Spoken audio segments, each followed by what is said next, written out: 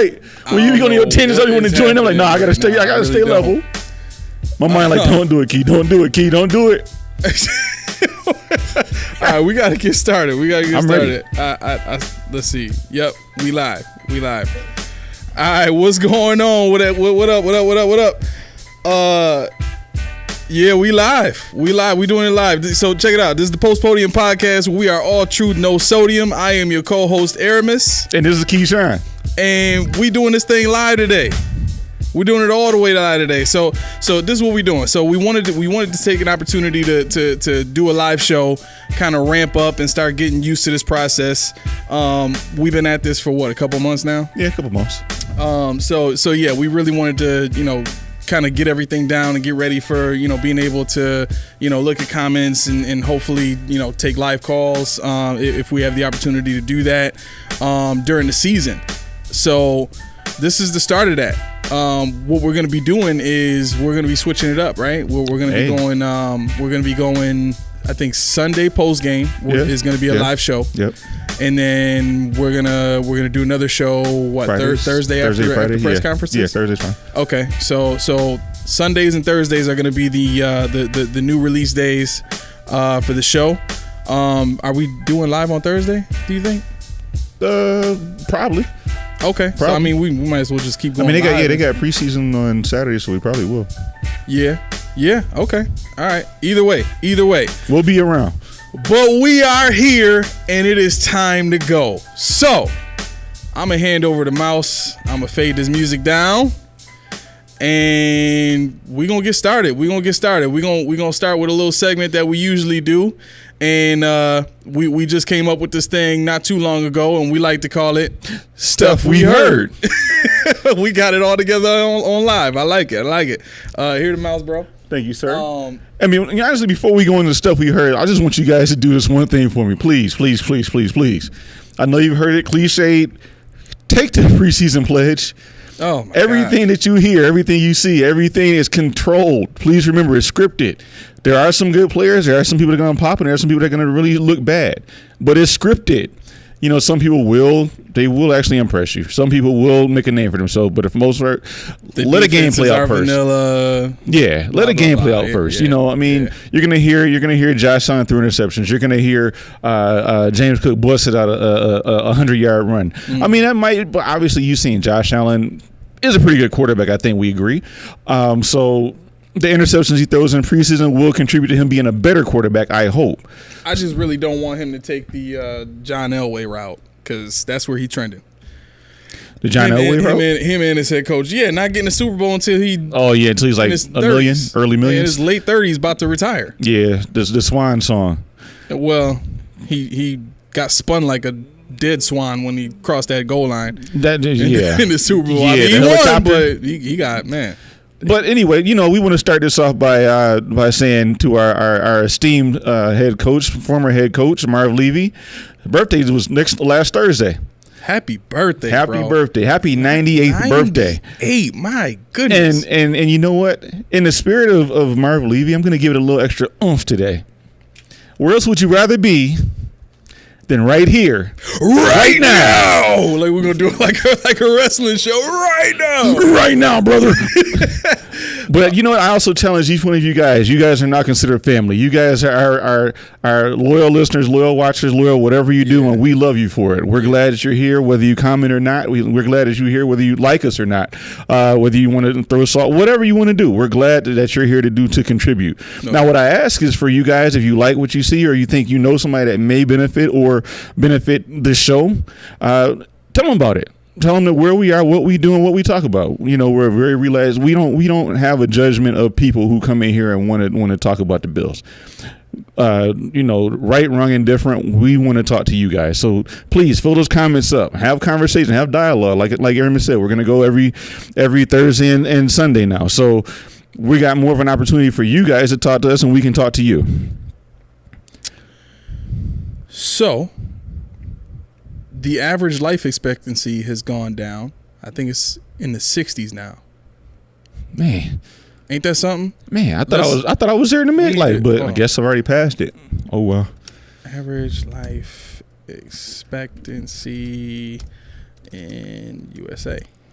I like how you started the show out positively. 77.28 years. Yes. So he beating the game. He beating the game big time. He beat the game. Hey, you know what's funny about it? I was listening to Sean McDermott's press conference. I think it was Thursday, where he was talking about his first real encounter with McDermott. He's talking about how he was on the treadmill working out. You know, he always has a throw and he's working out. Always got to stay healthy, to set and third, do things the right way, whatever. Yeah. And he looks to his left, and Marv Levy's on the elliptical. Marv Levy 12 years ago, which would make him 86, 87 years old, on the elliptical. And, you know, I think that's interesting, because I need to get myself on somebody's elliptical or somebody's treadmill, somebody's bike somewhere now at 39 before it's too late. I'm still trying to figure out how to take apart the one that you gave me so I can get it down in the basement. Like, that thing is just in the playroom. Is it really? Looking mad ignorant. Big like, it's too, taking up way too much space. Huge. Yeah, but I mean, I have to come over and help you out one day. No, I love it. I might have to break that thing down to all the way to down. Studs. It's gonna have to go all the way down. I told you that thing was too big. Nah, I mean, once I get it down there. But the other thing too is, like, do I want to do all of that when, you know, I might not even keep the house? So, True. You know, whatever. Let's move on. Next a little banter ain't never hurt nobody. Yeah, but no, not at all. You know, let's go to the stuff we've heard. Now, we know about our buddy, our old player, Cole Beasley, is in New York now. It seems that Joe Shane and Brian Dable actually have had a rooting interest in getting this guy for quite a while.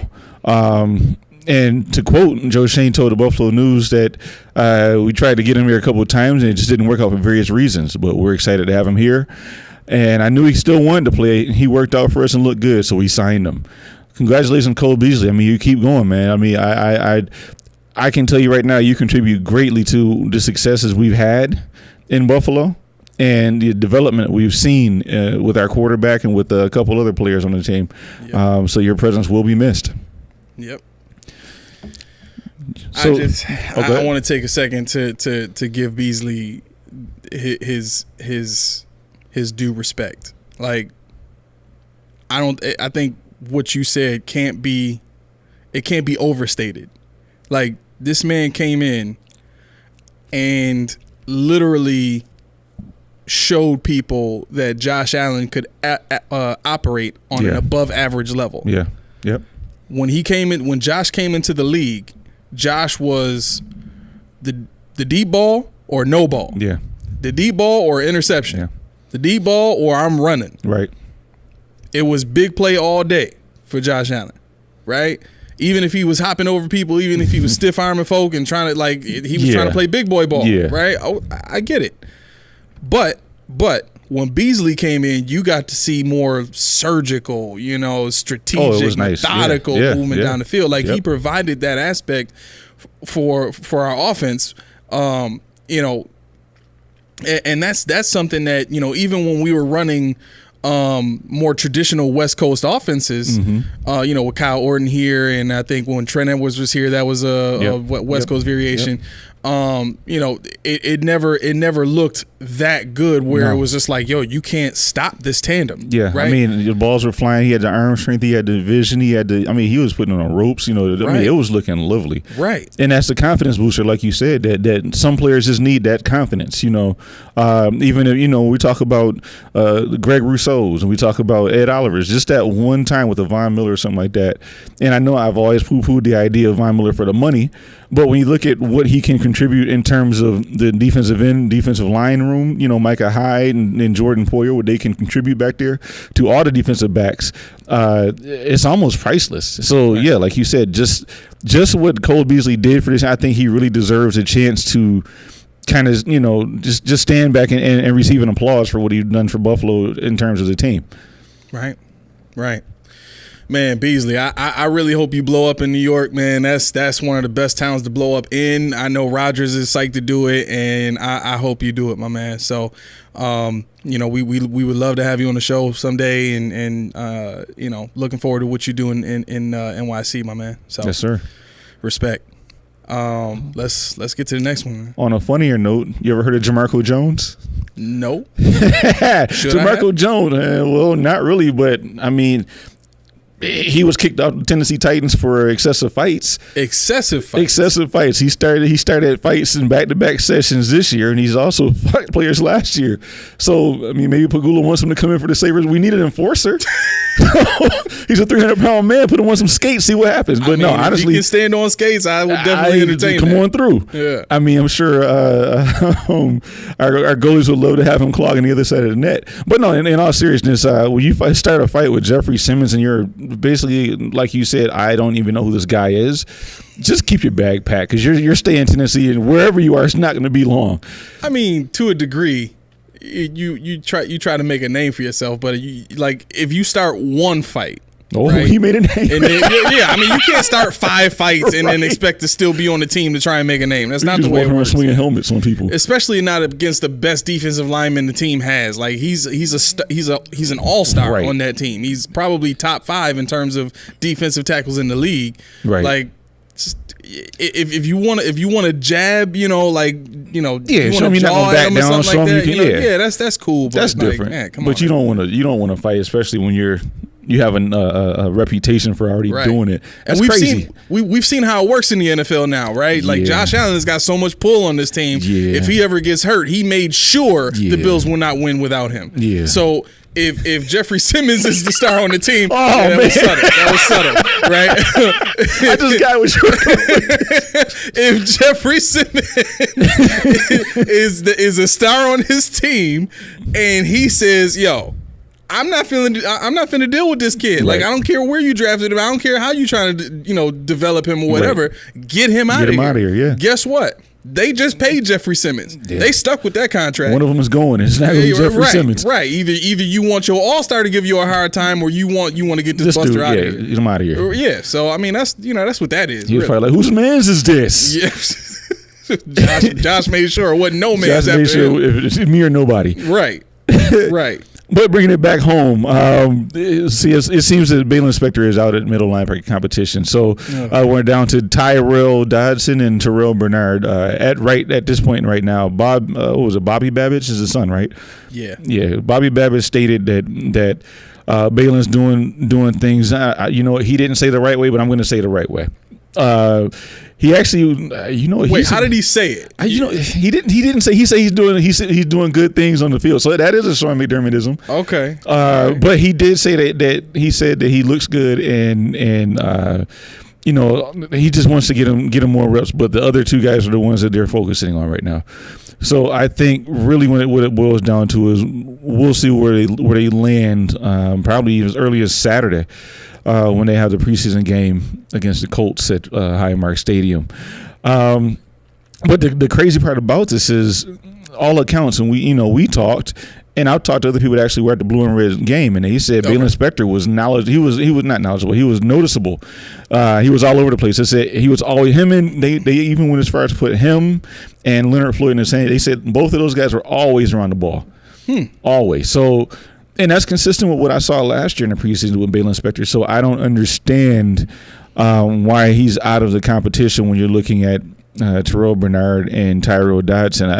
You don't have any All Pros there as it stands right now. So get a guy a shot. I hope he gets some reps with the ones in a preseason game coming up. I'm looking for Dorian Williams' cap hit. Dorian Williams? Dorian Williams. I'm sorry. I got you. Hold on. I got the bill of salary cap up.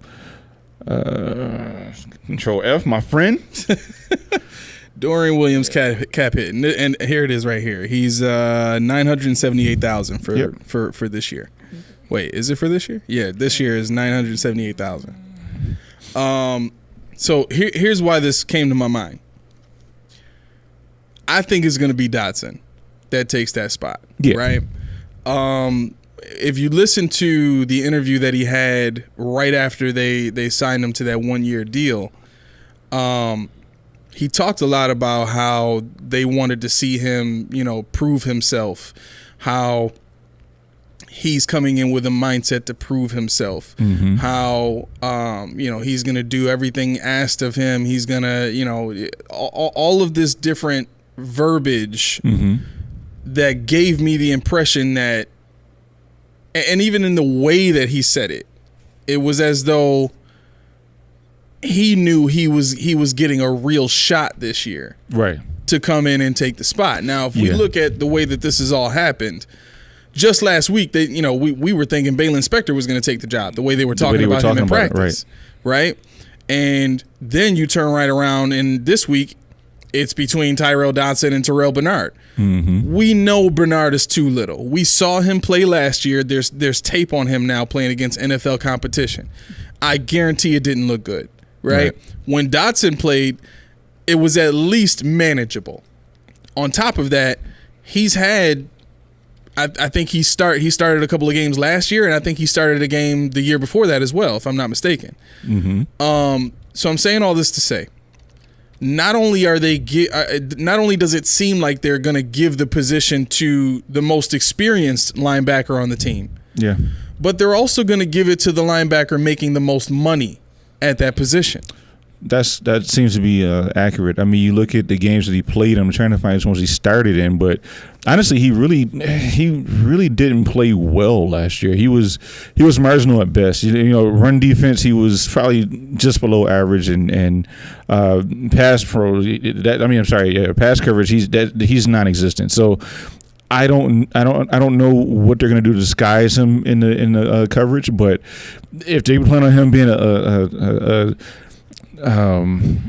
a major part in the pass defense, they're sadly mistaken. Right, and I think it's kind of frustrating when you talk about we're going to get more into this once we really get into the meat of this thing, but just looking at asset allocation.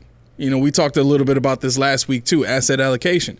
If we're looking at them putting the most experienced and highest paid player in a starter's position on their defense, I think that's how it should go. Right. I mean, nobody else has shown themselves to be, and nobody else will probably be better than Dodson right now.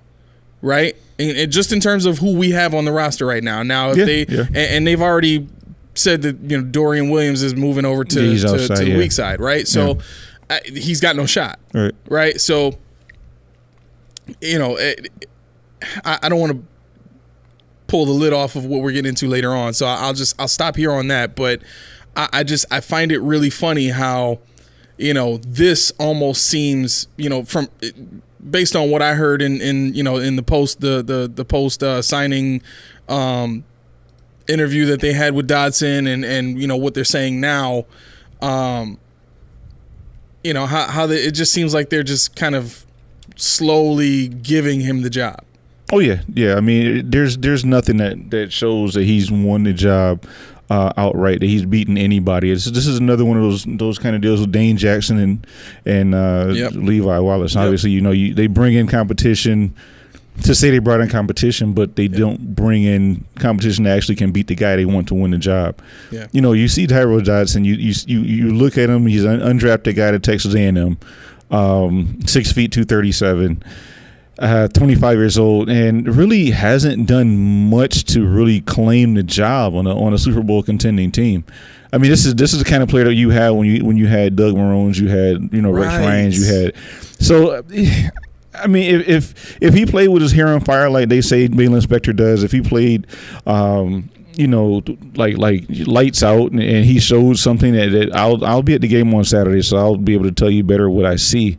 But I just haven't seen in the 4 or so years he's been here. Right. I might be at the game Saturday too. Are you going early? You might go. I'm still waiting to hear if I'm getting tickets or not. So okay. We'll see. But if I get the tickets, I'm going early. I'm gonna take my kids there so they can get their energy out. That way they can sit still during the game. Well, Ken said he don't want to go. I'm like, dude. I asked him. I said, yo, I can get his tickets. Do you want? He's like, nah. I'm like, what do you mean no? Like, he's like, well, I mean, if you need me to go, I'll go. I'm like, what 6-year-old tells you if you need? Whoa! Already? Is this happening already?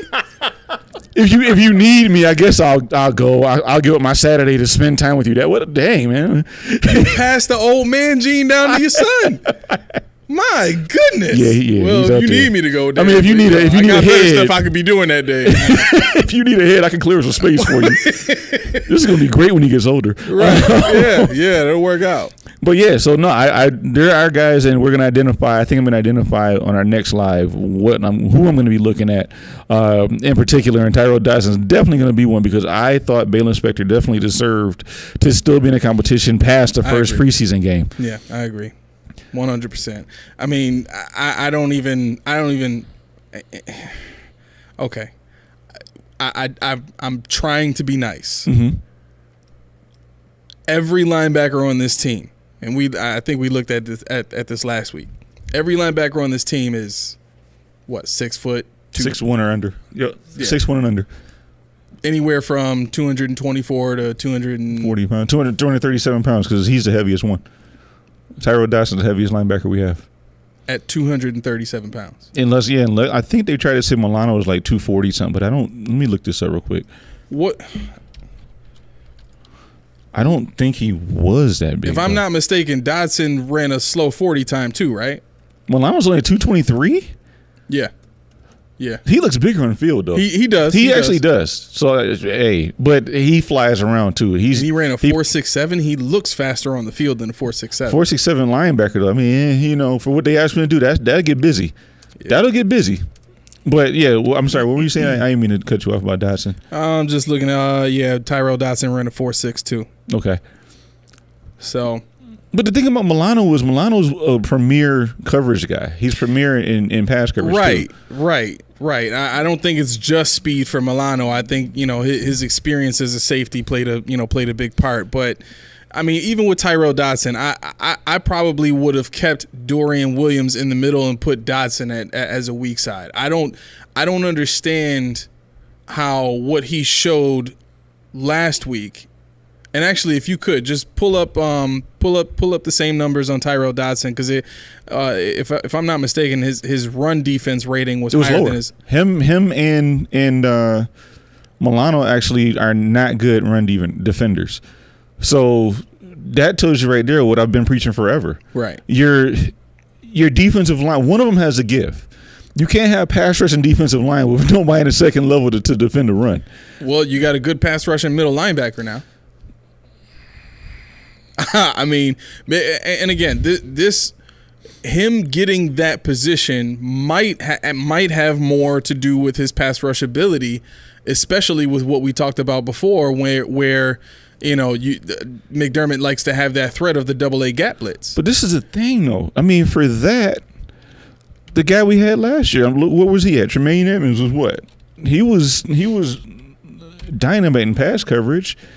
And, I mean, you didn't lose a lot in rush, but I mean, he wasn't as good of a pass rusher, though. He was better on the edge than in the middle. Did they ask him to pass rush, though? They had. I mean, they have, but I don't think that was like one of the major things that they asked him to do. No, I don't think so. And I think, but they asked him to run defend.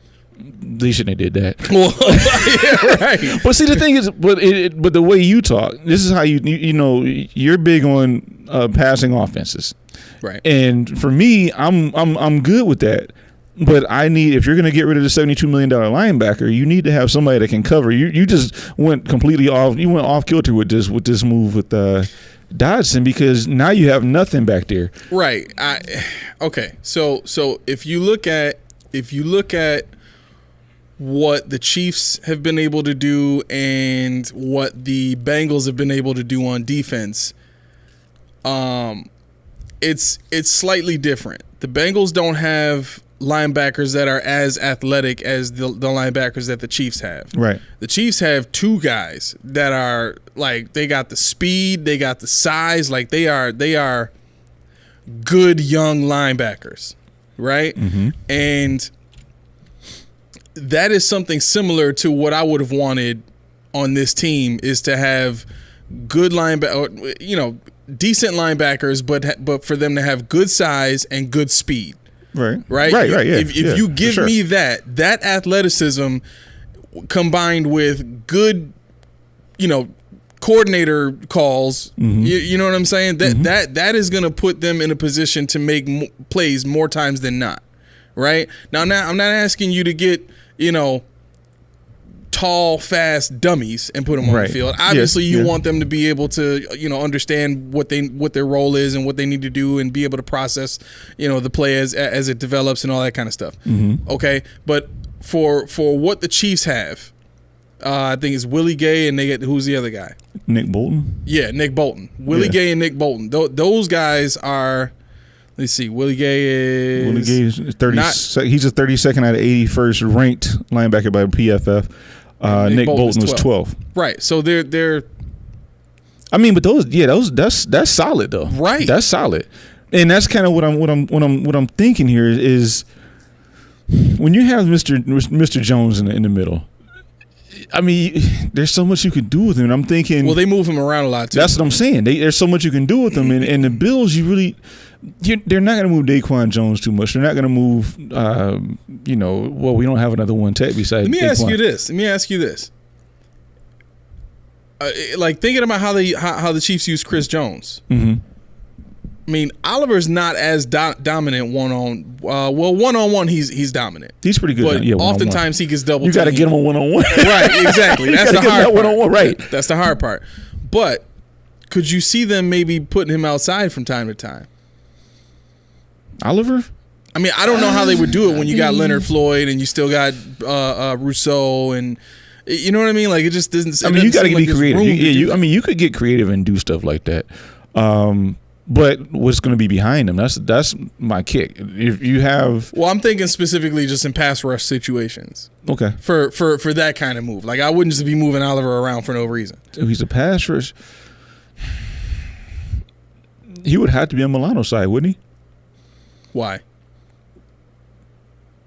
Because if it's a pass rush, who's going to defend the pass that goes over his little short head? Oh, I'm sorry, not his short head. His oh man. No, but seriously, I mean, my thing is, I'm trying to conceptualize it, and I think my main thing is just trying to protect the linebackers. Because I feel like if you test Dodson, he's always a step behind in coverage. You test, I don't even Bernard, but is he gonna? How much is he gonna factor into the offense? Defense. I'm sorry. Yeah.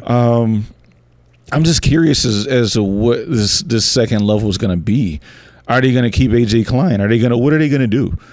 And that is Dorian Williams never going to get to the middle? They consistently want. They've consistently shown that they want a veteran in each room. Yeah, and that's so that the young guys can have a den mother. Yeah. To keep things in order. It's a very well constructed coven that Sean McDermott has built. In the locker room there, but because to the point I was looking at this at the rankings, man, look at all these, because you got to figure 60 is above average for run defense or for anything. Okay, and your cornerbacks are above average, your safeties are above average, your linebackers are above average, and Chris Jones. I mean, that right there, I can see that, but then you look at their coverage.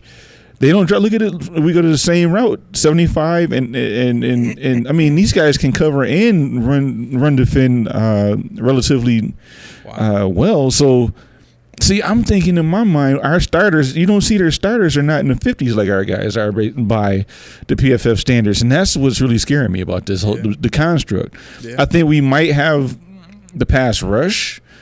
But when you get guys that like Tua, when you get guys that rhythm throw fast, you can't get to them. So what's behind the D line? And that's my thinking when you talk about Tremaine Edmonds and what he brought with the long arms and how he could claw the middle. Yeah. I was never a Tremaine Edmonds fan, but just thinking about what we gave up by going from 6'5" to 6 feet, if they're really 6 feet.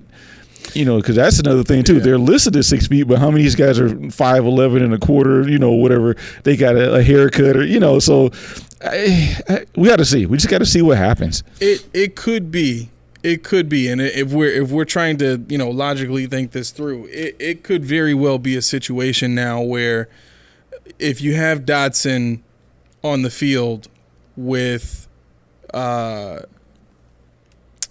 Milano. And you're in the nickel, and the team wants to run on you. Mm-hmm. Okay, maybe schematically they have the linebackers start attacking gaps sooner. as opposed to, trying to allow the defensive line to kind of dictate what gaps need to be covered. You know what I'm saying? Like maybe that's the transition now for the linebackers to kind of compensate for their lack of ability in run defense. Maybe you just plug the gaps a little bit sooner, get a body in there earlier. Yeah. Right. Yeah. And then that allows you now to, outnumber the offensive line. Right. And essentially shut down a run before it can develop. Right. I could see something like that happening, but more importantly, I think if the mindset is to not be as focused on putting great linebacker play behind that defensive line, and I just mean great linebacker play in terms of run defense, right? And you're staying in the nickel. That should tell everybody they're not really worried about stopping a lot of run plays, right? What does that say? Well, obviously that has to say they think they're going to be running the score up on people, because that's the only thing that allows you to not have to care so much about stopping the run. Right. If I have the utmost confidence in the fact that I'm going in the potential for me to get up on you by 21 points and make it so that you can't just continue to run the ball comfortably, you got to pass. Right. Now I'm in the best position to play the defense that I want to play, to play the defense that I've put together specifically to stop the pass. I'm making you play my game. But here's what's killed the Bills last year and the year before. In games where they couldn't do that, in games where they were playing against great defenses, the Patriots, the Jets, they struggled. They struggled in those tight games. And I think last year, every tight game that they had, they lost. Yeah. If it was a game that was decided by 3 points or more, the Bills lost every one. 3 points or less. I'm sorry. 3 points or less, they lost every one, right? So what does that tell you? That tells you the way that they're built to win doesn't work in close games. So if I'm the opposing team, all I got to do is listen. Make it tough on Josh. Yeah. You got to make him win every down. If you take away the other playmakers on the team and you make him the only playmaker, you can beat them. Or you can at least slow them down enough so that you can stay in the game and you can still run the ball. Because here's the other thing too. If a team gets a lead on the Bills have shown they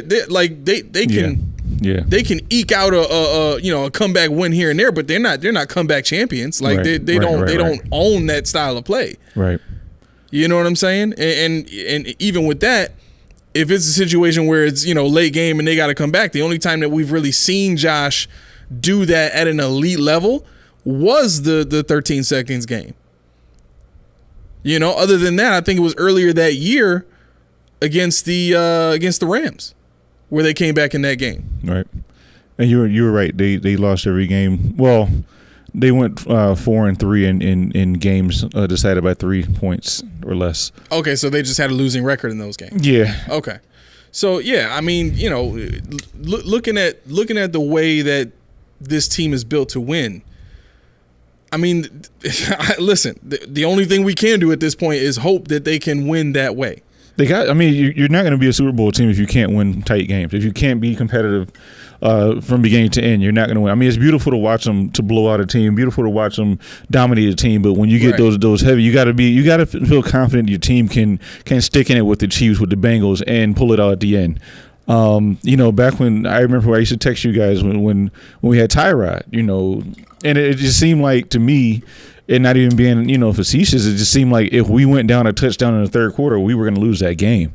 Yeah, that's just how it felt to me. And you don't want that kind of expecting to be a Super Bowl championship team. Right.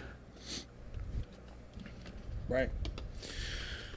So, I think, you know, before we move on, I just want to say real quick, you know, the best way to approach this season right now, the only way for, you know, anyone with our perspective on the team to have some optimism going in is to just, you know, look, they're revamping their defensive scheme. They've changed defensive coordinators. There are going to be some changes and adaptations to the defense. It could be really good. It could be really bad. But change is usually something to be optimistic about. Right. Okay? Same thing on offense. They're changing their offensive scheme. Last year was, you know, let's try to adapt as much of Dayball's offense as we could. And then once Josh got hurt, it turned into whatever we can do with that injury, let's try and do as best we happens. can. Yeah, even if it's predictable. Right. So, you know, we're in the mode now where, you know, the season is getting closer and we want to start, you know, having some positive perspective and some positive outlook on you know what we're going to be seeing. And you know, of course, when they don't do it, we'll kill them. right. You know, but yeah. So let's move on. What do we got? All right. So next on It's Always Game Day in Buffalo, Sal Capaccio said he thinks Ryan Bates' position flexibility could almost be a detriment to him. So basically, what he's saying is Ryan Bates knowing how to play all 5 positions on the line and being good enough at all 5 positions on the line may cause him to be relegated to a swing position player. So, I mean, it makes sense. It does make sense the way they built this team. They like their swing players. They like guys that are versatile. I don't like $25 million swing players. No, me either. I don't like $5 million a year swing players. Yeah. I mean, and guys that you went out and seeked out and re-signed to restricted free agent tags. Right. It's when you do stuff like that, you want to see them play a position. Right. I want all my guys to play a position. Right. This isn't really basketball where you can play guard and forward and pinch hit center and all. Yeah. I want my guys to be. I'd rather have a dominant player at one position than a good enough player at 5 positions. Right. You know, you're allowed to. I mean, they usually carry six or seven, and Ryan Bates is what is he? In terms of being paid, he's the 3rd highest offensive lineman we have. Yeah, and see that's ridiculous. And I think detriment is a very nice word for it. He's killing himself by being that flexible. Right. And he's killing his ability to make future money after this, because essentially what that's saying is you're a jack of all trades, master of none. Right. And in the NFL, the masters are the ones that get paid. Right. Not the jack of all trades. That's exactly right. Right. Taysom Hill got his deal because there's nobody better on that team than doing 3 running backs, tight ends. Yeah. You know what I mean? Like he got his initial bag off of that, but it's not as much money as he could have gotten if he was a great quarterback. Right. Or it's not as much money as he could have gotten if he was a great receiver. Whatever. Yeah. Or a great tight end. Yeah. You know what I'm saying? So you know, listen, Rick Bates is a great story in terms of a guy that, you know, came into the league, you know, earned a spot on the team and you know, did everything he could to set himself up for longevity. And he probably is going to have a lot of longevity just based off of, you know, his ability to play all 5 positions. But yeah. And we got him locked him in. We locked him in until 2025. But the crazy part about it is, you know, he's getting paid more than Connor McGovern. Only getting outpaid by Mitch Morris and Deion Dawkins. Now, Deion Dawkins at 14, almost $15 million for the season, and Mitch Morris at 11.3. Then a sharp drop off to 4.8 for Ryan Bates for the 2023 season. That's just not how I want to construct my offensive line. You know, I mean, if you look at how they constructed this, you have a good enough top 4. So you got Deion Dawkins, Mitch Morris, Ryan Bates, Connor McGovern. Then you have David Edwards, who was probably a signing that that was brought in to show the offensive line how to do it. He was on the Super Bowl winning team. Yeah. David Questenberry, who I don't know why they brought him back. Honestly, they say he was hurt. They say he got hurt on that play and it was never the same, but I didn't see anything out of him before that. I mean, even like before the injury, solid tackle. Definitely your backup. Coming backup, right? Your pinch hit guy, right? Mm-hmm. But last year you saw some ability. You saw the reason why he was a starter in Tennessee for a while. I really think, for 1.6, I don't think that's a bad deal, to be honest. I like it at 1.6. Questenberry is a guy that, generally wasn't hurt too much in his career. From what I know, I just want to double check that. I don't want to make sure I'm talking out of the side of my neck. But I think, are you pulling it up? Oh, no. Okay. I like him though. Especially when he played through the injury. I mean, to me, like that's. It was a rough game. I mean, he's been okay. He's been about average as a tackle. I don't know if I feel confident in him being a starter for any length of time on the team. I mean, maybe at 33 years old. I don't know. I mean, we got Brendan Shell as well, and Spencer Brown it is hurt. So whether or not he lets it on, in the blue and red game and training camps and all that stuff, he is hurt. I mean, I think it was Sal Capito, or maybe it was Matt Perino who said that Spencer Brown could barely pick his helmet off the ground after the Thursday practice. So whether you saw him run out on the field on Friday, like he was happy to be there, like he was just all good, he really wasn't. His back is going to be something to watch for the rest of the season, maybe for the rest of his career. I'm not saying that he's doomed, not saying that it's a failed experiment, but it just deserves something. It's something that needs to be watched. They said that Brendan Shell was a turnstile. They said Questenberry was, Jeez. Yeah, it got hairy. Oh. So, I mean, they don't have Bobby Hart anymore, so you can't put Bobby Hart in that tight end. Those of you guys that have been to the games, how many times do you guys hear them say 68 is reporting is eligible? Like every play, Bobby Hart was eligible. It's funny. Let me just look and see, because I can find how many plays this guy was in the games as a tight end.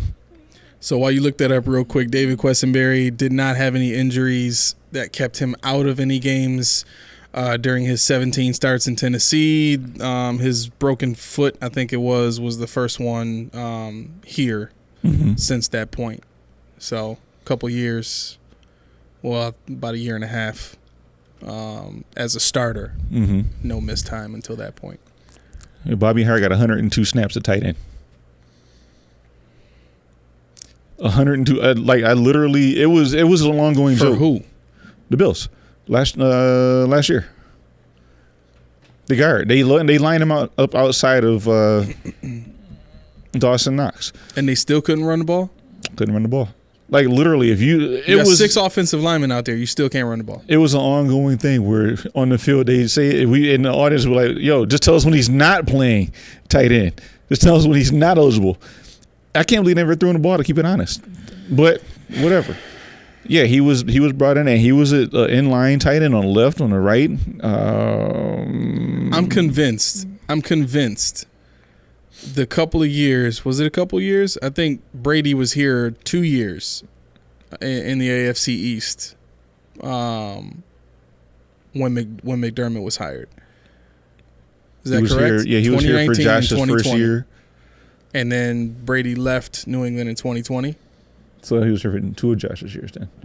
Because Josh was here 18, so he played 18, 19, and he left if you left 20. You're talking about Tom Brady, right? Yeah. Yeah, Tom Brady was here. McDermott was hired in 17. 17. That's right. Okay, I'm sorry. Yeah, so no, I was thinking about in terms of Josh Allen. I remember he played against Josh Allen in New England, I think 2 years. So that would be 2020, like you said. So 2 years. Mm-hmm. So Well, technically, it would have been 3 years. 3 years from McDermott. Yeah. Yep. Okay. So Brady was here for 3 years in the AFC East, and okay. So this was my thought. If you remember watching those games, Mm-hmm. they were very tight games. Yep. Right. Mm-hmm. But there was always some sort of quirk or some sort of not I don't want to say trick, but it was just some sort of guiley, some sort of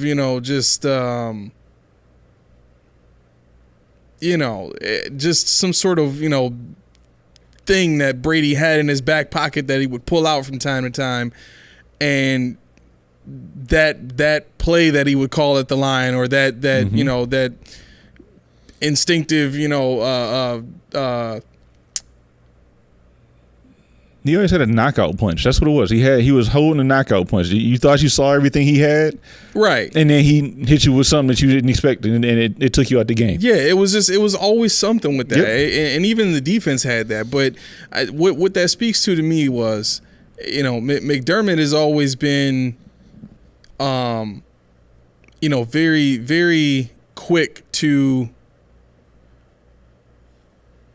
take things, head on and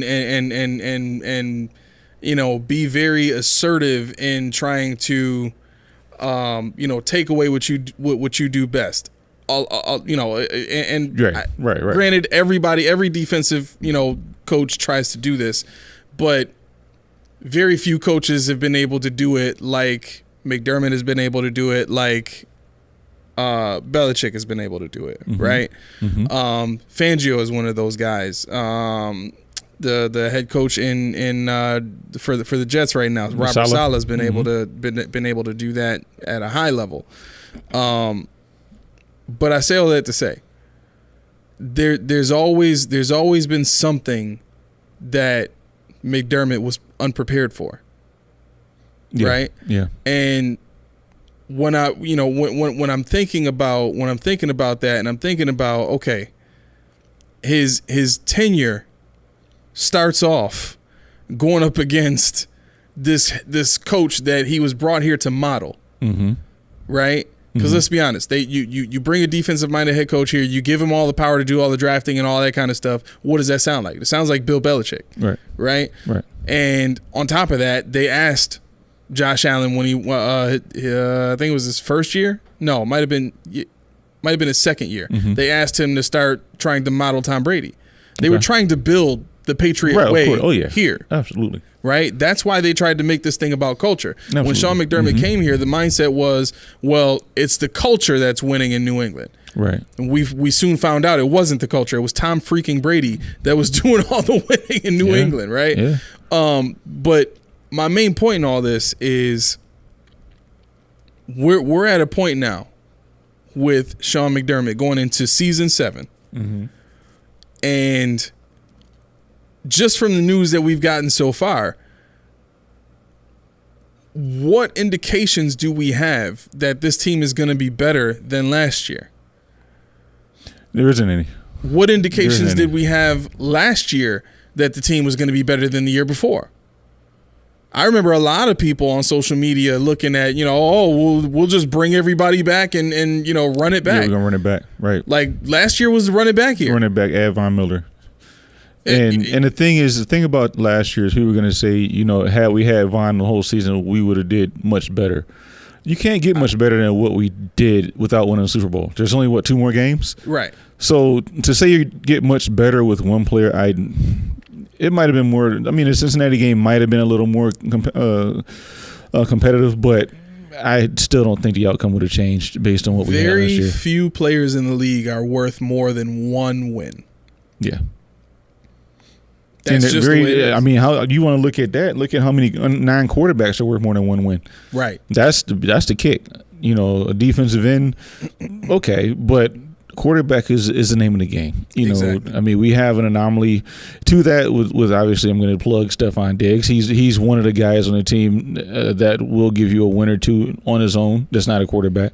But for the most part, you're just not going to get that. Like you said, it's just not going to happen. Right. Sean McDermott presser, huh? Sean McDermott's presser. So I will say, you know what? I wish we would have talked about this sooner because today's presser, I couldn't really get into it. Mm-hmm. But the one on Thursday, I really enjoyed because he answered all the questions. It's sad when you got to say that. He answered every question. Finally. And it was like, it was just a different feel for me, Dermot. It was a different atmosphere. He was talking about the Marv Levy thing. He was making fun of, I don't know if it was Matty Glab or somebody who asked him about the CB2 competition. And he just stopped. He's like, oh, you're done? I thought you were going to say CB1. You're throwing acronyms at me. And he said, so what you want to talk about now? QB1? What's next? HC1? He's not head coach. He just goes in this little tangent. It's hilarious to me. But, everybody laughed. He had a good time with it. But he did say that in terms of the linebacker competition and the cornerback competition, he has no specific timeline for when he's going to make a decision. He said he'll know when he knows. And he would expect it to be sooner than later. I'm finna lose my mind. But you know what? But I think that speaks to kind of loosely what we talked about before. There's nobody that stands out in that linebacker competition. Mm-hmm. The CB2 competition, I saw something yesterday where Christian Benford has emerged again. So you're talking about, it was Dane Jackson. Christian Benford, he did something that put him back in the top of a CB2 competition. Kaiir Elam is still getting number one reps, but he's not getting a stranglehold on that job. So I don't know what to make of Kaiir Elam.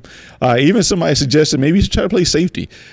And this is that might be the only way he can consistently get on the field. And even then, he's got to wait for what, Poyer? He's got to wait. Yeah. Well, Poyer and Hyde are on the last year of their contract. Poyer's signed a 2-year. And Hyde's on the last year, so Poyer technically can be cut after this year, but Hyde is on his last year. So if Hyde don't end up coming back, for one more year, and they're not going to be able to afford Hyde next year. No, so Poyer's probably going to get cut too. He might. I mean, I don't know. I don't remember what the numbers are. It's not important really, but just the thing is, when you're looking at what does this guy have to do, you were enamored with him. You were enamored with Kaiir Elam when you were in the pre-draft process. Mm-hmm. And now you got him, and you won't let him make his mistakes and learn. You brought him in because he said he learns from his mistakes, but you won't let him make any. Right. I don't understand it. I mean, all these corners are getting picks in camp, so maybe that's what's confusing to Sean McDermott. That might be because we didn't have any last year. Benford's getting picks, and Dane Jackson's getting picks, Elam's getting picks. Like Allen is like serving everybody on the defense this year. I don't know what's going on in camp, why he's throwing all these picks, but. I just okay. So here's my stance on it, and this is what I wanted to get to. Right, you have Trey White, mm-hmm. who's your number one corner. Right. We don't even second guess this guy at all. I don't know. Aside from a big play against Miami at the goal line, that diving interception, maybe one other play that I think he made that was like, wow. I think it was against the Patriots or something like that. You really don't see, plays, or you don't see moments mm-hmm. from Trey White mm-hmm. that really just sit you down and make you just nod your head like that's why he's elite. Yeah. That's why he's top whatever people put him in the league, right? Yeah. It's more so with him. It's more so, it's having a high floor. Yeah. Right? Mm-hmm. To me, I think that's what sets him apart from the other corners on the team, is that his floor is higher. Much higher. Now his ceiling is lower. Right. Than Elam's or Benford's or maybe Dane Jackson. I think Dane Jackson is probably the same. I think I'd stop it at Benford maybe. Right. So for me it's if I'm looking at what Trey White is making this year, he's making $16 million. 16, yeah. Right? I think Marlon Humphrey is making what? What do we say? 20 something? Marlon, hold on. I had it here. Or no, I think he was at 19. He was 19, yeah. Yeah. So Marlon Humphrey was at about $19 million, but a $3 million difference. But nobody's second guessing Marlon Humphrey. And I guess here in Buffalo, nobody's really second guessing Trey White. But I'm saying all this to say maybe we should. They came out in the same year? Yeah. Oh, okay. That works out nicely because here's a comparison right here. Okay, so let's see. 70. So Humphreys played 90 games. He has 5.5 sacks. Yeah, 5.5 sacks. To Trey's 3. 13 forced fumbles. 13 to 5. Tied up on fumbles recovered. He has 281 tackles compared to Trey White's 232. Trey White has him interceptions by 17 to 12 margin. And see, Humphrey has one more Pro Bowl and one less All-Pro under his belt. I would venture to say that if Lamar Jackson doesn't get hurt, that team probably gets a little bit more notoriety. Because they're going to make the playoffs again if he didn't get hurt last year. Mm-hmm. He probably gets another All-Pro at that point. Yeah. I mean, I've seen Marlon Humphrey make more plays than Tre'Davious White that I can remember. Yeah. Right? And so to me, to a larger degree, I think, stats are one thing, but you still got to pass the eye test. I think what people say in regards to this, the argument is Trey shuts down one half of the field, nobody throws to him. I'm not saying I co-sign with it. I'm just saying that's what you're gonna hear. The pushback he'll get that Trey shuts down half a field. Now Marlon Humphrey's first round 16th overall, I think he probably does too. I thought so. I would think so. I mean, based on what I'm seeing, that's probably the case. I mean, Trey had one season? Didn't he have what was his most? Wasn't it 6 interceptions in a season or something like that? I think it was 6. Yeah. So out of the Out of the 17 interceptions, he had 6 in one season. So that leaves you with an average of what, 3 a season after that. So stats are skewed, like you just said. But yeah, I think you're right. In terms of Tre'Davious White versus Marlon Humphreys, Tre'Davious White has been a fixture in the defense. He's been good, but he hasn't been the kind of guy where he's unquestioned and is that, like you just said. So I'm wondering why we can't solidify that CB2 and let him get reps with the CB1 along with the safeties. Just pick one. Just pick one. Listen, this is what I'm saying. You got to trade Trey White. You got, like, if that sounds disrespectful, then let it be disrespectful. We're entering a point now where we know we're going to be broke as all get out next year, right? Mm-hmm. And next year, well, you can't cut him or trade him this year, but next offseason would be the ideal time to get that contract off the books. Right? It's only a dead cap hit of, let me see. What was it, like $10 million or something like that? Pre-June. Hold on a second. I think it is something like $10 million. I'll find it. While I'm looking for it, you can. Yeah. So in 2024, the dead cap hit is $10 million. Yeah. Versus $25 million this year. Right. Yeah. Right. Next year is built for you to be able to do something with them. Right. You would save $6 million on the cap as well. So here's the deal with that. You have a number one corner on the team, who over the last 3 years, and I'll even include the injury, right? Yeah. Over the last 3 years, has declined in performance. Right. Okay, and for what he's supposed to be able to do, and for what your defensive scheme is, he's not deceiving the quarterback enough to make enough plays. It's either that or he's not reading things well enough to be able to make plays. I guess there could be a third option in there where he's just not being allowed schematically to have a lot of freedom to react to what he sees. It could be that. Could be that too. I'll give him the benefit of the doubt there. But if I'm thinking about how this team needs to be revamped over the next 3 years, right? I think this is a player that I can identify and say, you know what, Benford and Elam could probably do a decent enough job to where I'm not really missing Trey White. Like think about where we were.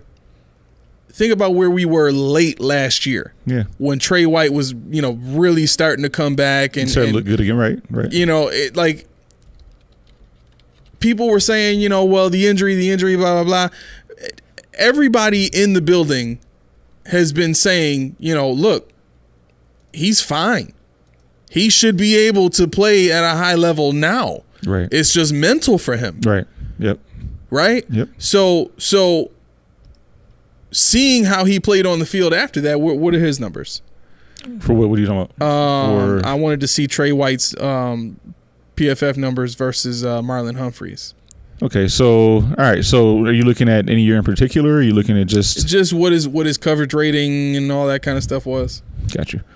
All right. So if you're looking at Trey White's his coverage rating, his best coverage rating came in 2017, his rookie year. He was graded out as a 90. Yep. But you look at, let's see, Marlon Humphrey, his best year was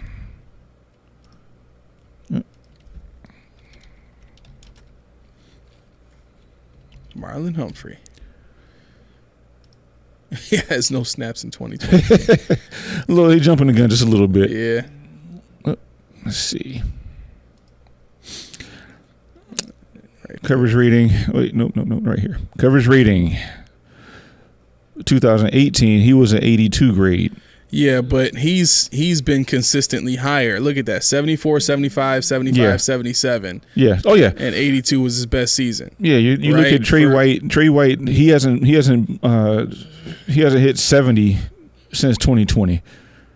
So you're looking at, obviously, 2021 he was a lost year because he was hurt. 2022 somewhat, but in the grand scheme of things, was that 2017, 2019 he was good. 2020 he was all right.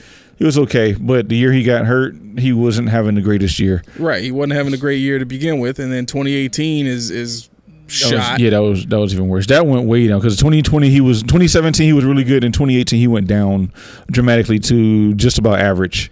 And you know what that speaks to, right? People got the book on you now. They know what to do. Yep. Right? Yep. So what that tells me is once people got the book on him, he struggled. Yeah. He struggled to be an elite coverage guy. Whereas Marlon Humphrey has been consistently better. Right. Every year. Every year. If 74 is the highest and that's in 2019, that's the highest coverage rating he has other than the 90 in his rookie season. Right. Like, this is the guy that you wanted to pay? Culture guy. Well, yeah, I mean that's exactly what it is. And yeah. and for that to come to the forefront again, we gotta I don't know, we gotta like fire a missile into the stadium or something like that with a message rinse and repeat inside of it. Right. You guys got to stop doing this. What are we really doing? What are we really building here? We're trying to, like, this is what everybody is seeing the Patriots go through now. Mm-hmm. Is essentially exactly what the Bills are doing. Right. The only difference is Josh Allen versus Mac Jones, Josh McDaniels versus Brian Daboll. That's it. Mm-hmm. You got the defensive head coach that's running the whole entire show and can't draft worth a damn. Both of them can't. No. Right? Yeah. And you've got the, shadow GM that brings in some decent free agents that you put in good positions to do some good things. Belichick is still doing that. Mm-hmm. Right? Yep. And if you look at where the Patriots are going now, they're actually in a much better position than we are. They've got a better offensive coordinator than we do. They've built their defense out to be better than ours, and they have been better than ours for the last, I think, 3 years. Right. And just the prospects of where they're going to go now, offensively and defensively, along with the head coaching ability of Bill Belichick, they got a better outlook over the next 3 years than the Bills do. Mm-hmm. Like, we're really in a situation right now where the Bills are stuck. Right. Yeah, they kind of painted themselves into a corner. But, you know, what they did was they made it look good for the time being. To go into your point about the culture and we got to stop doing these things, you know, this was supposed to be an offensive show. I wanted to kind of talk about the comparative battle between Matt Barkley and Kyle Allen. There's been reports. Allen's boys. Allen's babies. They're Allen's babies, Allen's disciples. But you look at Matt Barkley, who keeps signing. I know I said this a couple weeks ago. He keeps signing as a practice squad quarterback. He knows Matt Barkley. He knows he's a practice squad guy. He keeps signing as a practice squad guy. I'm starting to think they just like looking at his wife. I think that might be it. That may be it. But he's also willing to not put any, you know, any pushback towards whoever they bring in for free agency that year. He didn't oppose Trubisky. He's not going to oppose Kyle Allen. He's going to take that role and be happy with it. Who didn't oppose that? Matt Barkley. Listen, he's got it made in the shade. Listen, how much does he even make as a practice squad player? I can get paid $1 million a year. All I do is go hang out with Josh, ride his coattails for a little bit, laugh at all his jokes, and then go play with the rumps and I'm joking when I say rumps, but I'm gonna go play with the practice squad. Like, you know how easy of a job that is? How much do you make as a practice squad player though?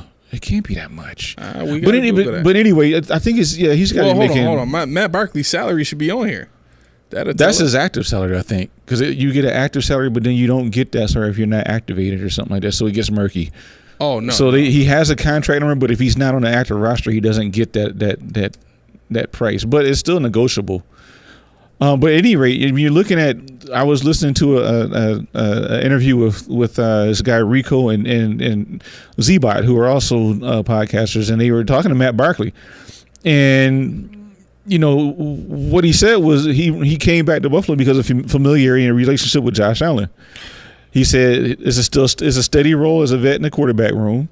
They know I can play. He loves the vibe in Buffalo. When they found out they were coming back to Buffalo, his wife and kids started crying because they wanted to be here. Says one of his jobs is to keep Dorsey in line.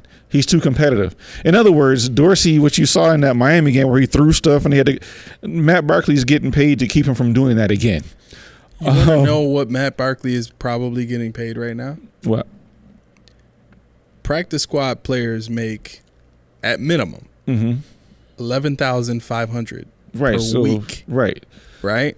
And that equates to $207,000 for an 18-week regular season.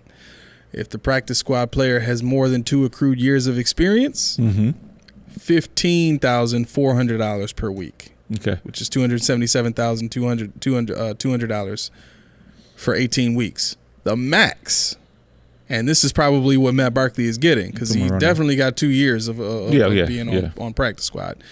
$19,900. This dude is making $20,000 a week. A week, yeah. Bruh. Bring in the $20,000. Tell me whose cheeks I got to kiss. All day long. All day long. You want to look at my wife? Come here, baby. Stand right here. Stand right here. Don't just smile. Don't even say nothing. Just stand there. For $20,000 a week? Yeah. A week. For probably one of the easiest jobs that you can have other than being a kicker. No, I'm sorry, punter. Yeah. Punter is probably the easiest job you can have in the NFL. And they get paid more than a practice squad guy. Yeah, they do. But he got it made. Like, who who cares if they sign somebody? Like I would have the same mentality. Like, that's your lifestyle. Yeah, sign whoever you want. I don't care. Yeah, I mean, but see, the thing is, I don't want somebody that's okay with being a practice squad player. Listen, I mean, yeah, if you're gonna offer me talking about a different culture, bro. If you go right, if you go offer me $20,000 to be on your team and be a tackling dummy, I'll do it. But as a GM, I don't want that guy that says, "Hey, coach, you need somebody in that practice squad. You sure you got one more?" I don't want that guy. Because what do they say? They always preach iron sharpens iron. Not here. Well, he says it. Culture sharpens culture. That's what it is here. Ain't no iron in this building. Yeah. I mean, Josh Allen's the young question number one. Then you got your number two who keep coming in and beating out Matt Barkley, who keeps coming back to Buffalo. Right. He's like, I'll be the Washington Generals to your Harlem Globetrotters every year. So, I mean, but what they're saying is, I think Joe Marino said he's actually officially concerned about the backups behind Josh. Neither of them sound capable of shake Josh go down. Kyle Allen's been inaccurate and one-hopping throws. Now, people that went to the blue and red scrimmage said that Allen looked pretty good, but it was a vanilla thing. Yeah, it was vanilla. He didn't throw much. They ran a lot, and I even heard we couldn't even run it outside in the red and blue scrimmage. They had to run up the middle. They couldn't even get outside. So, what's going to happen when the defense is trying to tear your head off? Those guys still somewhat love you. They're not trying to take you out before they got to go and restructure some things.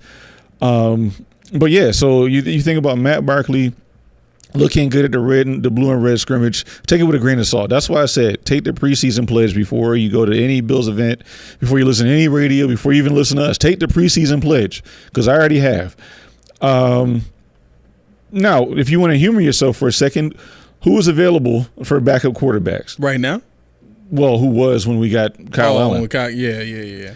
Okay, we're not gonna go up here. We're not gonna go to Derek Carr's. Let's not be funny. This isn't Madden with the salary cap turned off. You have let's see. Sam Darnold was out there, man. Sam Darnold was out there. You had Cooper Rush was out there. You had Mariota was out there for $5 million. I would have taken that. Yeah, I mean Mike White. Yeah, he got $8 million, but he was out there. Mike White still wants to start. Yeah, but see, he's not. And that's, like I said, that's the kind of hunger that I want. Because if Josh Allen does this Superman crap at 30, you're going to need a Mike White real quick. Right. So if you want to start, I don't want, that's what I said, I don't want a Matt Barkley who says, I'll just be on the practice squad. Just give me a jersey. Give me the mesh jersey, not even a real game day. Just give me the mesh one with all the holes. Give me the half cut. Making it obvious that I don't plan to play. Right. Drew Lock was out there. Baker Mayfield. How obvious does this make what the opposing team needs to do in order to like really kill the Bills season? Like all you got to do is just bait Josh into running and find a way to just hurt him on the way down. Him out. And it doesn't have to be clean. He's at the level now where they're like, we'll take that 15 yards. Like Judon was trying to twist his ankle or something like that the one time. And Christian Wilkins always does it. That's why they hate each other. Christian Wilkins has a vendetta against this guy. Right. So like that's really all it takes. But what's worse is the franchise, and I mean obviously we know who I mean. Mm-hmm. They are perfectly fine with the situation as is. Like, really think about this for a second. Last year, the backup was Case Keenum. Right. Okay? A lot of people looked at what Case Keenum did in Minnesota when Diggs was there, and they romanticized about that. And obviously, when he came here, he didn't have it anymore. He's trash. Yeah. Right? And now, again, I need to state this. When I say that a player is trash, I mean in reference relative to not his compared peers. To us, right? Not like I probably can't get on the field and do what he does right now. Okay, but I'm not going to say I can. Relative to his peers at that position, he is no good anymore. Right. And so the Bills still sign this guy. Mm-hmm. Allen gets hurt, put in a position where you look at Case Keenum like, this is why you sign a guy like Case Keenum, because now he can go out there, he can win us one game, let Josh Allen rest, boom, boom, boom. Right? Yep. He never gets a start. They hit Keenum with the nah, bro. They said nah, bro. My quarterback's almost done, but Keenum got his helmet strapped up. And coordinator's like, "What you doing, bro? Josh, you still got a left hand, right? Use that. Use the left. Use the left." Oh my gosh, Josh over here underhanding balls, doing everything he can. Coach, he's doing coach. He's tapping. Why is Allen pooch punting every down? He's tapping out, coach, please. Can't do this. Oh my gosh! But that's what I'm saying, and that's kind of why I think we had the conversation before about the backup situation. You should have a long-standing guy that can be competent, and he doesn't have to be great. We haven't even so much assigned undrafted free agents to try out. Mm-hmm. They haven't even tried them out. But you keep bringing in these guys. There's Case Keenums, there's Trubisky's, there's Kyle Allen's, and our favorite Matt Barkley. I mean, there was a time we wanted a quarterback behind Josh Allen in order to teach him, like a Fitzpatrick or something like that. Now we want a quarterback behind him that can play in the event that he goes down. Yep. Because his style is reckless. He's getting better, but not, because now you sign him, he can do whatever he wants. Yep. And he still gets $258 million. This is exactly why you need you need to give the GM power over a coach like Sean McDermott. Right. You need a guy to be able to step in and say, "Look, Josh, we love you to death here. You have given this franchise a whole new life that we haven't seen probably ever." Because even when Jim Kelly and those boys were here, I don't know if they got this same kind of buzz and notoriety after the second Super Bowl. It's probably a little bit more of a right sort of deal, right? But even now, people are still saying we're stacked, and this is what, year 4 of us having this essentially this core team, right? And people are still saying we're stacked and we're a Super Bowl contender, we're top tier in the AFC and blah blah blah, right? But for a conversation to take place with your star quarterback, you need a guy who is sitting up in that top office, to be able to say, "Look, you may be able to go and talk to your head coach and have favor with him, but I got to look at the books, bruh. Right. And I got to think about what happens if you get hurt. Right. I got to think about how many tickets we going to sell to that next game that you don't make it to. Right? And if I want our fans to believe that we can still go out there and win even if you get hurt, my man, Barkley got to roll. Right. My man, Kyle Allen got to roll. We need a guy like Mike White in here. And guess what? If he pushes you, good. Right. Iron sharpens iron. Exactly. Right. Yep. But like I said, here is, culture sharpens culture. Yeah. So, I mean, tough as nails. But, and moving on with what I heard about the blue and red scrimmage, the running backs, actually going back further than that, you're looking at training camp in general. It looks like James Cook is what Dorsey says to be every down back. So I think James Cook is in essence cementing himself in a bucket all by himself. Latavius Murray and Damian Harris are in their own bucket, but I think James Cook, he's got the job. Even though Damian Williams did take the first team snaps on Thursday, because James Cook struggled in pass pro. When you get somebody as dynamic as James Cook, you have to mask what he can't do. Right. We know he's not a Pro Bowl player yet. We know he's not an All-Pro yet. But what he can do is run the rock. Right. And what we couldn't do last year was run the rock. Right. So you finally got somebody that can take some of the pressure off of Josh in terms of being another threat. Somebody that you can fit in there with a Dawson Knox, with a Stephon Diggs you got to account for, because let's be serious. Who's accounting for Devin Singletary? I mean, yeah, he got he had his little runs, but they were not dynamic. He made a lot of shifty moves, but did you ever think he was gone? I never thought he was going to break one and get out of there. Right. Even at the run-in, what was it, Denver, when he scored the touchdown, it was like 53-yarder or whatever it was. How good at pass protection does Austin Eckler have to be? How good at pass protection does Alvin Kamara have to be? Yep. How good at pass protection does Christian McCaffrey have to be? And you know what's funny about that? When you think about it, what is he good at? He can catch the ball. All the guys you need. That's pass protection itself. Exactly. A quick dump off. That's my point. You want to really start taking the pressure off of your quarterback and your offensive line, and you want to stop the defense from being able to just throw everything at you and force your running back to stay in and protect. Mm-hmm. Send him out, hit him on that flat, and let him burn somebody for 12 yards. Yep. That'll fix the defense real quick. Oh no, we can't send a blitzer on that side. Mm-hmm. Wherever James Cook is at, we can't send a blitzer on that side because all he gonna do is chip and roll out, or they're gonna throw a screen and he gonna hit us for 20. You know what I mean? Like stuff like that matters. Keeps linebackers honest. Exactly, and that's the point.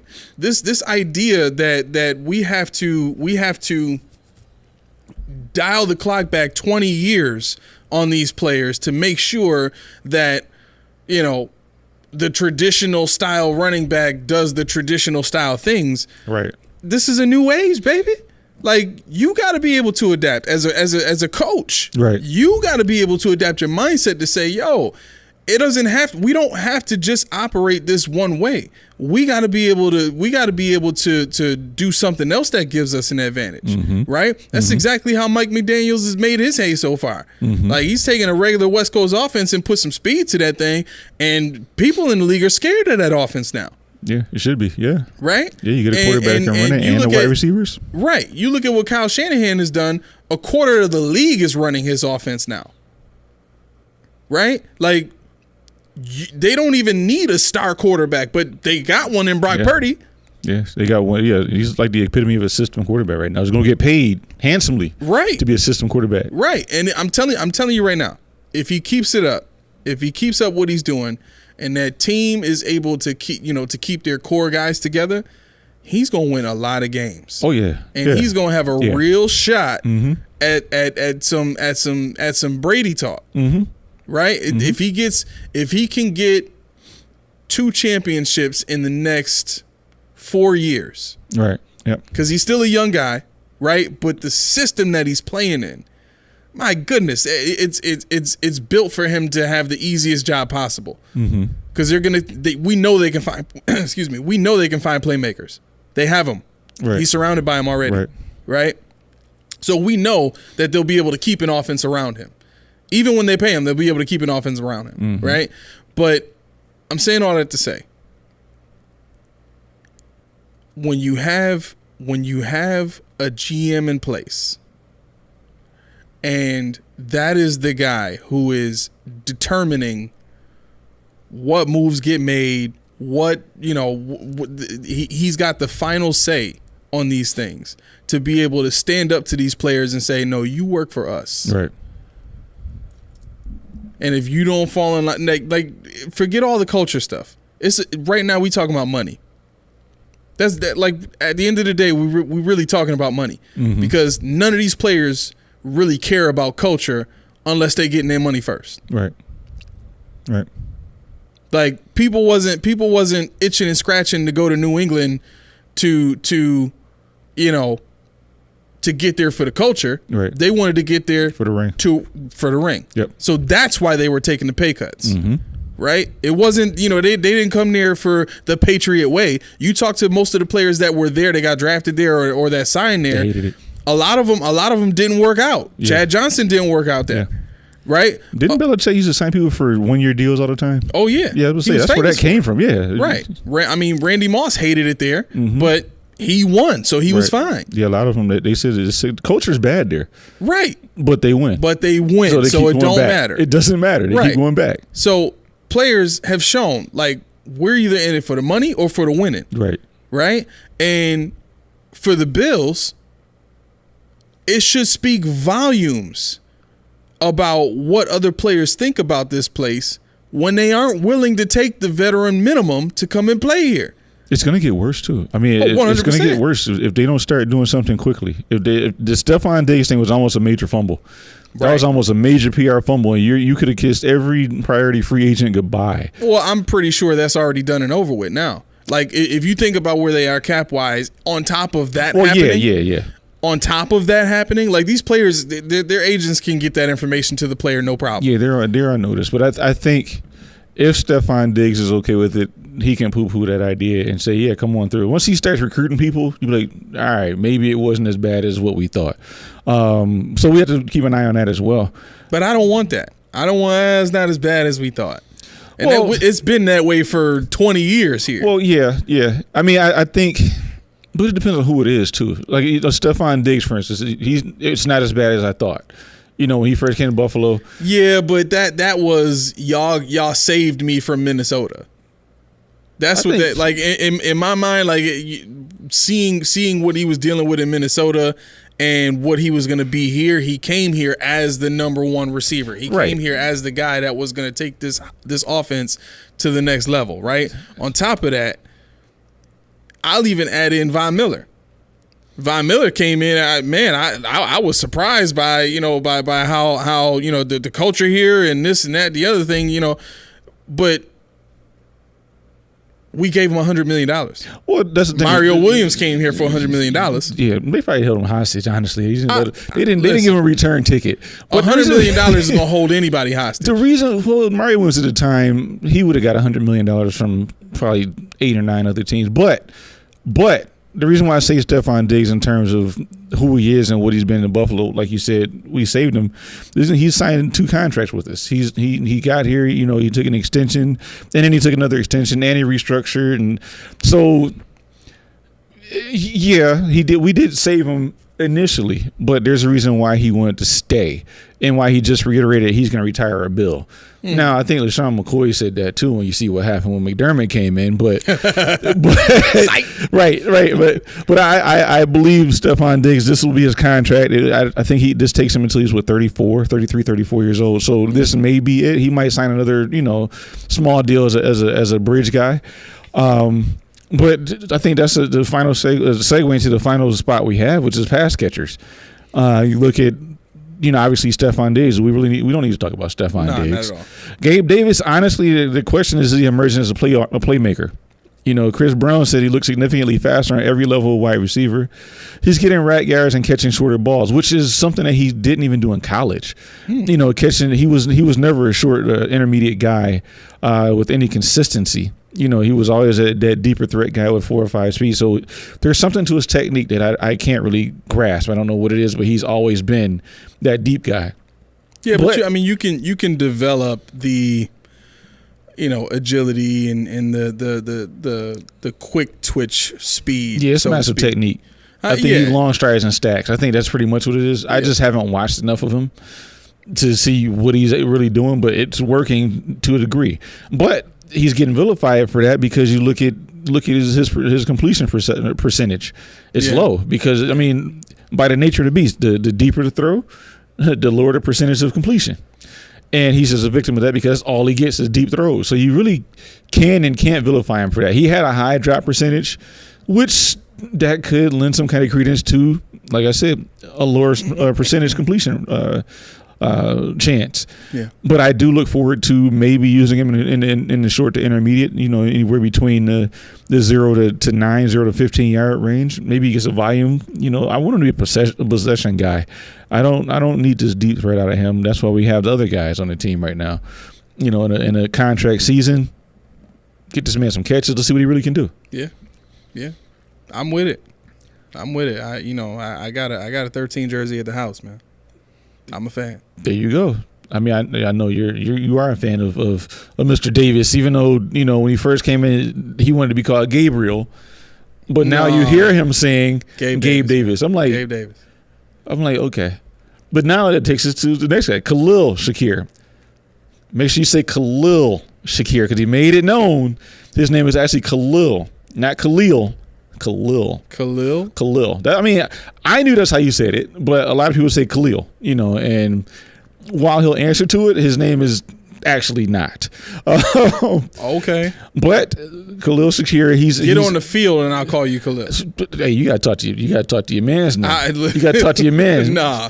Because Khalil will get on that field if you let him. Whatever part of the culture you ain't working at, you got to fix that. Because we need him on the field. It ain't got nothing to do with football right now. It's got everything to do with culture. Because what we've seen from this guy, he can play. Of course. We see he can play. Of course. 4-4-3 Dane speed. Jackson And Levi Wallace probably passed this down to Dane Jackson as he moved on. How to do it? He handed him the culture mastery workbook. He gave him the scepter. Right. You got the juice now. Exactly. You got the juice now. He handed him the workbook. He handed him the scepter, whatever you want to call it, and said, "This is how you hold the spot. You got it. You got to master the culture. You get the culture right, everything else falls into place." Because that's all they care about. Mm-hmm. Like you don't have to get a whole bunch of interceptions. Mm-hmm. You don't have to make a whole bunch of forced fumbles or big time plays and wild splash plays. You ain't got to do none of that. What you got to do is you got to show them you fit in. Right. You show them you fit in, they got your back for life. Yep. And I think he definitely needs to show something because he's an asset. And that's definitely part of the wide receiver battle I want to watch, the Trent Sherfield versus Khalil Shakir. I mean, probably you can't just lose cut either that word way, in half. That ain't culture. That's a cult. Yeah. At this point, it's almost like that. It's almost like that. I mean, you look at the guys that leave and still play well and play up to potential, play better than they did in Buffalo. You know, Wyatt Teller, I'm looking at you. I just need this stuff to make sense. Like, listen. If there's anybody out there in the world that's listening to this, please, if you have an answer that gives me clarity that this is something that's football related, as opposed to where I've kind of concluded, which is the focus is just all culture. Like, comment, listen. I'm willing to put my cell phone number in the comments. I need some answers, man. Yeah. I need some answers on, like, I can't continue to see what's happening. Yeah.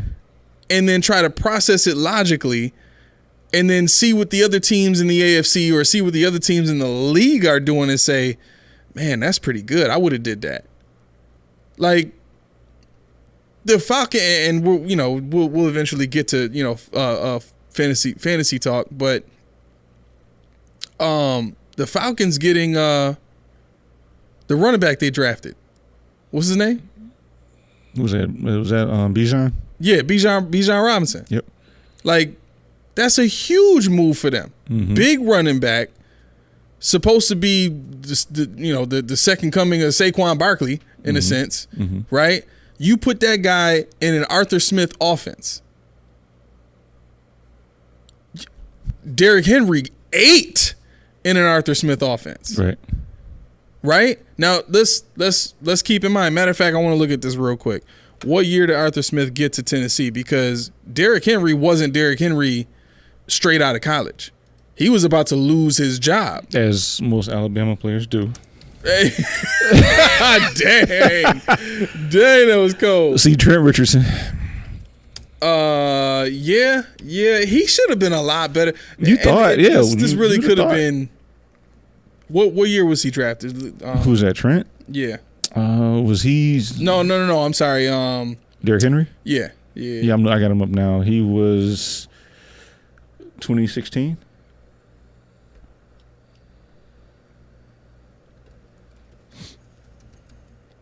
Second round, 45th selection out of Rolls Tide University.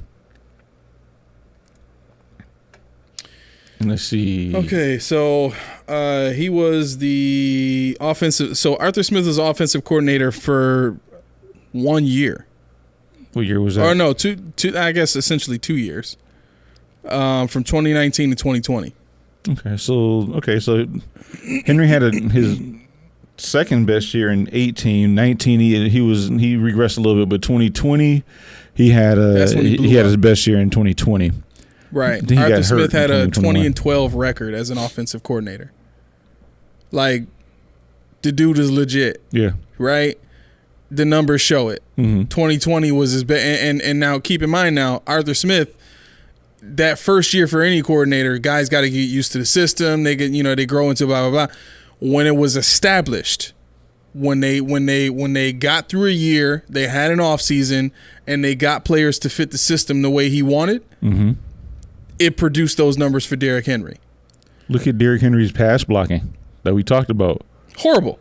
Yeah, so horrible. You don't have to be a pass blocking running back. It's just something that don't even bring it up anymore. Doesn't matter. Just don't bring it up anymore. If you can play, you can play. Exactly. You can play. You can play. I mean, no. Stuff like that can be worked around, but that's what I'm talking about. When I look at what the even just something small like drafting a running back to fit that system, because you know what you've done with Derrick Henry, like that makes perfect sense. Mm-hmm. If you look at what Zach Taylor has done, the man drafted a quarterback because he had the opportunity to do it. They sucked the year before. So he drafts Burrow. The year after that, man, we got a shot at getting a guy who played for how many years with Joe Burrow? Right. They were boys in college. Right. Mm-hmm. So they have a level of communication that him and other receivers on the field may not have. You know what? That's going to be our first round pick. Yep. Look at him now. Yep.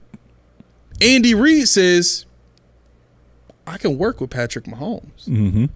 Matter of fact, with that talent, I got a whole bunch of plays that I've been having in my back pocket that we can probably do all of those with that arm talent. That's like remember Little Giants? Yeah. Annexation of Puerto Rico. He finally could run that play. He was so excited because he could finally run that play. Cheesing, boy. Cheesing. Oh, my God. And that's Andy Reid. You know, between bites of his cheeseburgers, he had the playbook, the hidden playbook. Right. You know, so when you look at the way these other teams are being constructed and the way it all makes sense. And I think for me that is the most dreadful part about watching this team is everything that they've done to this point makes no logical sense for how you are trying to build a team. Yeah. What is the goal of your offense? Yeah. To pass the ball? Okay, congratulations. You got a quarterback that can do that. Mm-hmm. Now what? Yeah. What is your passing scheme? Right. What is your identity on offense? What's your identity on defense? Did you use that word? You used my word? I did. You did. Oh, Congratulations. Man. I like it. Yeah, let's clap that up. Let's clap that up for Keyshawn. You got one. Identity. Identity. I've been asking How does it for feel, that. bro? Oh, it feels wonderful. I've been asking for that for a long time. But that's essentially what we're looking for, and that's what doesn't exist. And anytime you don't have an identity, you're lacking a soul. Right. Like it's just you putting players on the field and you're calling plays, and there's no real focus for that offense. It's just run the plays. It's not our offense is designed to do. I mean, they probably will sit there and tell you our offense is designed to do this. Okay, great. Mm-hmm. I don't see it when y'all play on Sunday. Right. And that's the thing. You know, that's why none of the drafts, none of the frees, none of it makes sense. You think Von Miller, he'll fit in every defense, basically. Yeah. Leonard Floyd, pretty much every defense. Yep. But outside of that, you know, Dorian Williams, we're asking about Dorian Williams. We're asking about Baylon Spector. We're asking about what are you doing with these guys? Terrell Bernard, Tyrell Dodson. Mm-hmm. It might make sense to them, but we can't identify the fit because there's no identity. From 2019 to 2020 to 21, 22, it's been different every year. Even with the Falcons defense, with Oluokun and who's the middle linebacker they got that's really fast? It's Deion something, I think. Lewis? No. Is it the Falcons? I think it's Deion Buchanan. I think is still. I think he's still the middle linebacker there. Dayon Buchanan or something like that. But their middle line, they got some fast middle linebackers, man. Like those are smaller guys. Deion Jones. That's who it is. I'm sorry, Deion Jones. Those are some fast linebackers. Oluokun and Jones. Those dudes can move, right? Now, when we're talking about a guy that and look, 6'2", 230. So height, okay, I'll give him 6'2", but he's only 230 pounds, right? How big is Jones? What was he? Hold on a second. Yeah. Deion Jones, 6'1", 227. 227. 227 pounds. How big is Milano? I think Milano is 227. 223, I think. Yeah, 223, right. Same thing. Right. So the way that defense goes, though, they're a base 4-3. Right. Right? Now, that works better if you have fast linebackers and you have three of them. you have three on the field. That helps too, yeah. If you got three of them on the field, right? Mm-hmm. And you have a defensive line that is, for the most part, built a lot like how ours is built. Mm-hmm. Right? The only difference is they got bigger boys on that line. Right. Right. Their boys can move, but they bigger. And that's the kick. So if you were doing something like that, then okay, I understand. Because you want a fast defense that can beat teams to the edge and stop you from trying to run around them. You can't run through them because the defensive line is too good or too big for you to do that, right? So now that's the kick. Yep. You have an identity. But see, that's what I've been asking for. I mean, like I told everybody at the beginning of this thing, you have a bigger knowledge of who's on what team and it's that and third. But see, I was looking for this example when I said if you have the small linebackers, you got to have the big line, right. And this is it right here. Yep. You got a big line, you can get your Terrell Bernards and your Dorian Williams to run around back there free. That's what they do, right. And they're good at it. But you're not going to ask them to plug gaps and all this stuff like that, like we have, because they just can't do it. Yep. I'm looking at the Falcons defensive line depth chart right now. Grady Jarrett, I already know off the bat, big boy. Mm-hmm. They got Calais Campbell off the bat, big boy, 6'8", 300 pounds, yeah. Big boy. Onyemata, big boy. You ain't getting him off the line. Onyemata is, let me see if this is 6'4", 300 pounds. There you go, big boy. Work you got to work with that. Grady Jarrett. Steve Means, huh? They got Steve Means. Yeah. Okay, you be boy. All right. Grady Jarrett, that's their pass rusher. Like that's the guy that gets sacks. Right. 6 foot 288. Yeah. Okay. Right, but you still got Calais Campbell on that line, starter. Mm-hmm. So they running a 3-4 now. That makes sense. With the size you just said, that makes perfect sense to be a 3-4. Yeah. But like I told you a while ago, the linebackers we have are built for a 3-4. You put Von Miller at linebacker, you put Leonard Floyd at linebacker. There's your 3-4. You just got to find the defensive line to go with it. Exactly. So exactly. So yeah, man. A lot of this stuff really comes down to just to me, it's common sense. I know we kind of talked about this last week, and we even titled that last week's episode, common sense versus football sense. But, us as observers, we've observed for over 2 decades. And that's enough time to develop a level of knowledge that tells us what is more likely to work and what isn't. Mm-hmm. We've watched the changing of times just the same way people who play in the league have. Right. And while I don't want to sit here and say that I know everything that an NFL player knows, I think I'm smart enough and observant enough to take, both the analysis of, people who analyze the NFL for a living and my own analysis and combine the two and produce a conclusion that is pretty logically close to what the truth is in the situation, mm-hmm. Right? And what do I mean by all that? My point is, it only takes enough common sense to see what's really happening. Right. Just because I don't know exactly what's going on in the building doesn't mean I don't know anything at all. It just means I don't know exactly what's going on. But I have a general idea. Mm-hmm. And right now, there's a lot of dysfunction that's going on within this Bills organization. And nobody seems to be willing to say it out loud. Right. And I think, and we titled this episode Depth Chart Dysfunction. I mean, we're looking at a quarterback 2 battle on this team that is comprised of a 7th round pick, a 6th round pick, and a 1st round pick. Right. Why are we having this conversation? I could understand if this 1st round pick was a reach that was not thought of as being a 1st round pick. Right. I could understand if people thought this guy, if it was a Cole Strange type of draft pick, I could understand that competition being the way it is, because you know what? You just thought highly of this guy that was really rated to be in the right. You could have got him much later, but you wanted him now. Right.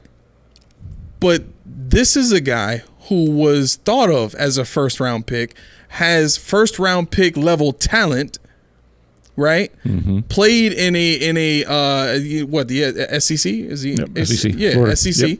Right? Which is, for all intents and purposes, probably the top, the premier, top conference, premier yeah. conference in college football. Easily.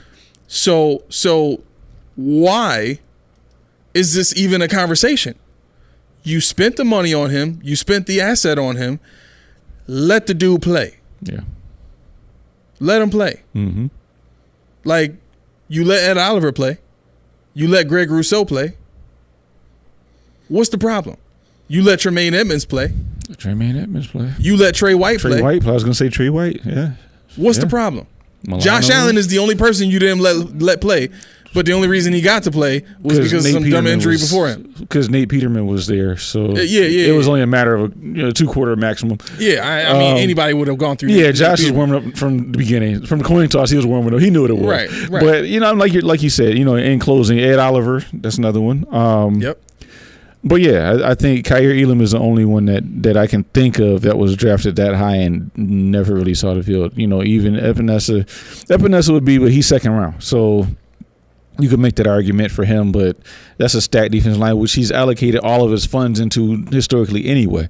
So you wouldn't expect Epinesa to play. You would expect him to be stashed as a rotational guy. Yeah. But in the sense of Kaiir Elam, he's been part of a diminished and thin cornerback room. So you would think that you would use an asset like a 1st round draft pick, which you traded up to get, immediately.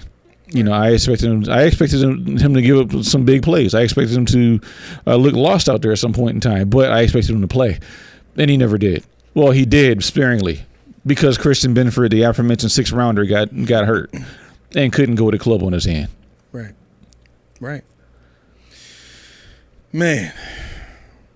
Well, if you didn't feel bad already talking about the team, you do now. That's not the goal of the show, man. Not at all. The goal of the show is to get to the truth of the matter, is to analyze this thing, break this thing down to the root, and see it for what it is and make it clear. We enjoy the depth of thought that it takes to to go into all of this stuff. Definitely rewind that. Yeah. And I think at the end of the day, we've already stated this. We want the team to win more than anything. That is our desire, and that's what we root for on a weekend to weekend basis. So, I think from that standpoint, it qualifies us as supporters of the team to be able to sit here and kind of tear things down and get through the fungus a little bit to find where the real infection is, and kind of call it out. I mean, the hope of all of this is for someone to hear this and either amplify it or at least communicate it to the Bills so that they know that people are really paying attention to what they're doing and what they're not doing. And people want change, right? We want to see this team be something that is dominant for years and years and years. We want to see a Patriots-like dynasty here in Buffalo. Absolutely. I think every team in the NFL wants that, but that's our desire, right? So, man, stick with us, okay? Because I think the idea is to continue to grow the voice. continue to grow the voice that pushes and challenges this team to do better and be better. And I think that is the same mentality that we've talked about, iron sharpening iron. Mm-hmm. So if you like what you heard, even if you don't like what you heard, hit the subscribe button, hit the like button, just because I said so. This show is for you guys. It really is. If you didn't like what you heard today, give us some ideas. So we'll be back in a couple of days. We'll talk about what you want to talk about. No doubt. I look forward to hearing from each and every one of you guys, our loyal listeners, and our friends, family, and all the above. We're all family now. So no doubt. All right. With that being said, this is the Post Podium Podcast. While I get out of breath, where we are all truth, no sodium. I have been your co-host, Aramis. And I am Key. And we are out.